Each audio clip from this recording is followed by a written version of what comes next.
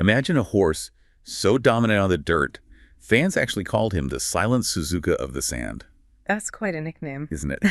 A racing phenom who just, left rivals in the dust, took the lead, never looked back. We're talking about Smart Falcon. Today, we're diving into how this one horse really defied expectations, carved out this incredible legacy. And that's what this deep exploration is all about, really. We've gone through a whole stack of sources, chronicles of his career. Okay. And our mission, essentially, is to pull out the core insights, his blistering front-running style, his very unique path through Japanese racing, and maybe surprisingly, his second act as a sire. A powerful second act, it seems. Oh, yeah. We'll get into the specifics, what defined his success, but also touch on some of the unanswered questions that still linger. Sounds fascinating. And understanding that unique journey, I guess we have to start right at the beginning. His breeding. Definitely. Born in 2005, and Smart Falcon was, definitively bred for the dirt, no question. How so? Well, look at his sire, Allure. He wasn't just any stallion. He was the only G1 dirt winner among all the offspring of the Great Sunday Silent. Wow. Okay. That's a big deal. Huge. And Allure himself was a leading dirt stallion, so the blueprint for dirt success, it feels like it was there from day one. So the raw potential was obvious. How did his early career play out?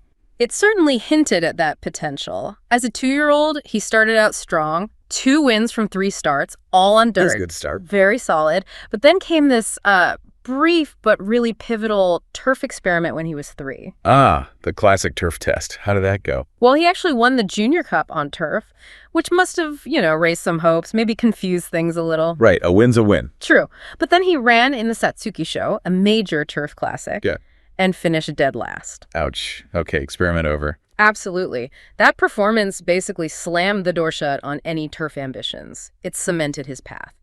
Back to the dirt, where he belonged. So once that turf detour was done, did he immediately start dominating on the dirt again? Almost instantly, yeah. It was incredible. In 2008, he picked up his first graded win, the Hakusan Daishoten. Okay. And from that point, it was just upward trajectory. Over the next couple of years, he became this traveling force, just sweeping up regional dirt-graded races all across Japan, win after win. Impressive consistency. Very. But here's where it gets a bit complicated. By early 2010, his reputation was, let's say, mixed. Mixed. Yeah. Despite all the wins. Well, yeah.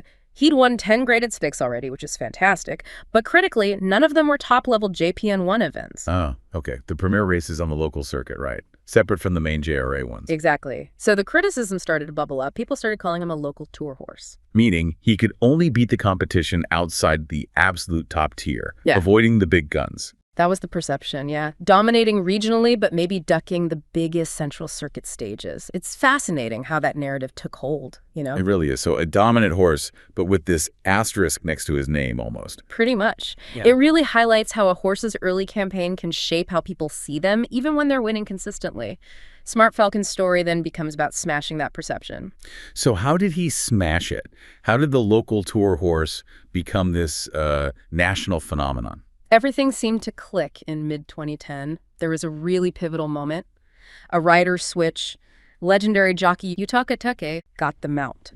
Okay, that's a big name. Instant success. Interestingly, no. The partnership actually started kind of modestly, but then it just absolutely exploded. What was the spark? The turning point, undoubtedly, was their win in the JBC Classic, a major JPN one, and it wasn't just a win, it was decisive. Okay, so that broke the JPN one up. Smashed it, and from that moment, Smart Falcon just became, nearly unstoppable. For the next 2 years, he was just relentless. Racking up those big wins. Absolutely. JBC Classic again, the Tokyo Daishoten, Tio Show, Kawasaki Kinnan, the biggest dirt races on the local circuit.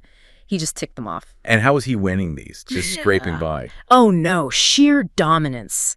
Consistently destroying really strong fields. We're talking champions like Espoir City, Transcend, Furioso. He often beat them by huge margins. Wow. Just on another level. Totally. He became the horse fans could absolutely rely on. You'd look at the odds, and he'd be overwhelmingly favored in almost every race because everyone just knew he was going to win. That level of dominance is something else. What do you think clicked? Was it just Take or the horse maturing? It felt like a combination. Take clearly unlocked something, or perhaps Smart Falcon just hit his absolute peak physical maturity right then. The timing was perfect. Makes sense.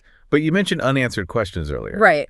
And here's the big one, the real enigma of his peak. Despite this unbelievable, consistent dominance on the NAR circuit, he never once appeared in a JRA-hosted Dirt G1 race, like the February Stakes, the biggest one on the Central Circuit.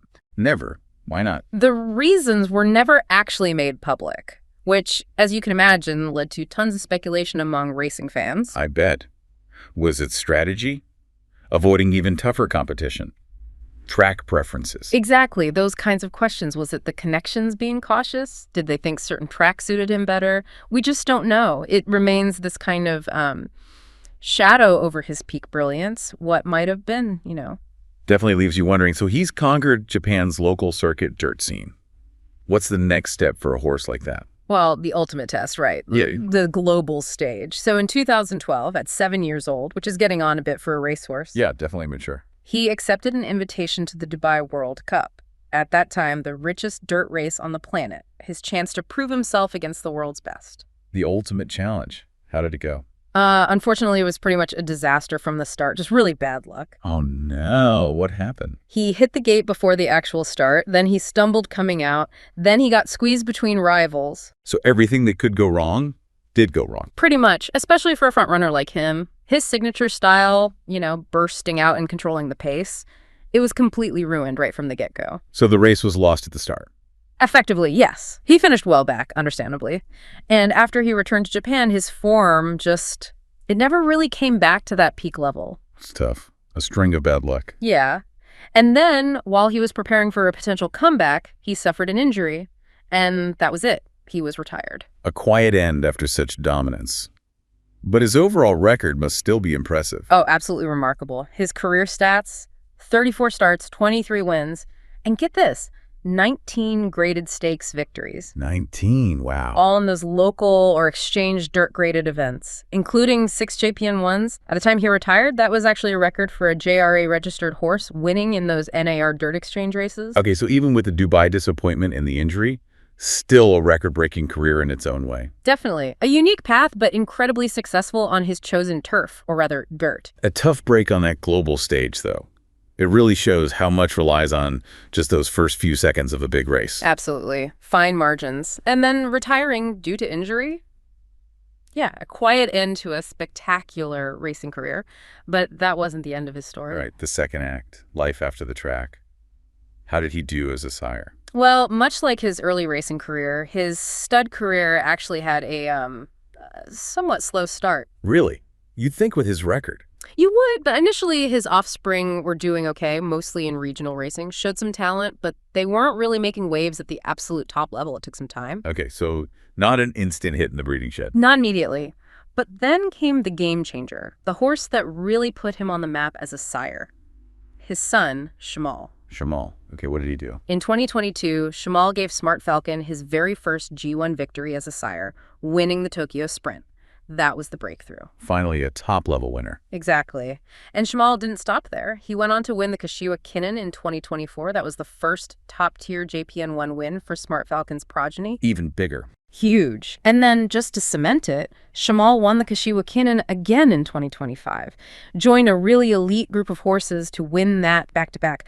Plus, he added the Sakatama High G1 as well. Wow. So Shamal really carried the torch. Absolutely. Thanks almost entirely to Shamal's success, Smart Falcon is now viewed quite differently. He's regarded as a genuinely serious sire of high-level dirt runners. That's quite a turnaround. Did his stud fee shoot up? Interestingly, his stud fee has remained relatively modest, all things considered, but the expectations for his influence, down the line, they're definitely rising. His story as a sire is still unfolding. So we've traced this incredible arc from the silent Suzuka of the Sand, this dominant force, through the local tour questions, the partnership with Take, the absolute peak. The Dubai heartbreak. Right, and then retirement, and now this resurgence as a really significant sire. What a journey. It really is. And what's so fascinating, I think, is how his story plays out. You have this overwhelming dominance side by side with these intriguing accents from certain big races. The JRA G1s, yeah. Right. But ultimately, it all culminates in this really powerful influence on the next generation, through Shamal mainly, but potentially others too. A legacy secured, perhaps in a different way than expected. Exactly. Which kind of leaves you, the listener, with a question to ponder, doesn't it? What does a story like Smart Falcons really teach us about how we measure legacy in racing? Good question. How can success, even one that has these, let's call them quiet controversies or unanswered questions, ultimately define greatness in maybe unexpected ways down the road? It's something to think about.